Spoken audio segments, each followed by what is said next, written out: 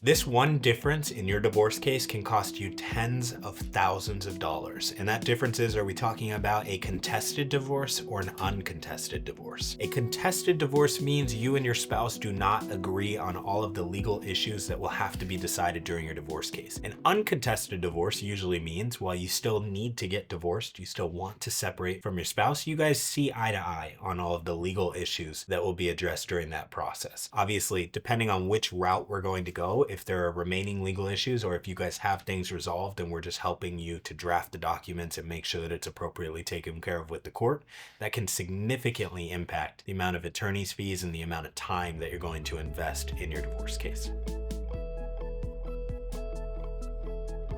A covenant marriage is a different type of marriage that parties can enter into at the onset of their marriage that actually has a religious tie to it. A covenant marriage will create things like it'll make it more difficult for you to actually get divorced. It'll make it so that there are steps that you have to take in order to move forward with a divorce, and it creates a fault stage, meaning one of the following items, and there are a list of items that would quantify or would allow a person to move forward with divorce in a covenant marriage, but one of those items has to apply to your situation for you to be able to initiate a divorce proceeding.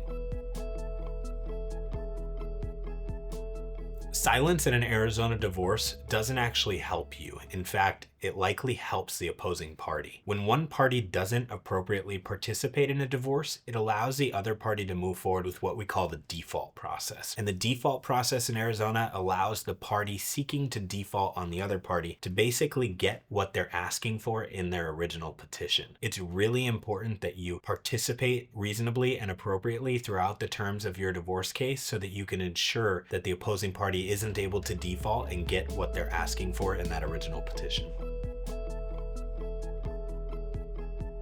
Arizona does recognize something called legal separation, which means you don't have to get entirely divorced from your partner to separate from them. In Arizona, the process of legal separation is very similar to the process of a divorce. You're still dividing things like assets and debts upon the party's separation. There are a couple of key differences and benefits where it may make sense for you to go through the process of a legal separation. We see that oftentimes in instances where we need the tax benefits of still being married, or perhaps one of the parties still needs to be covered on the other party's health insurance, or of course, religious reasons can sometimes allow people or push people to go forward with a legal separation rather than a divorce as well.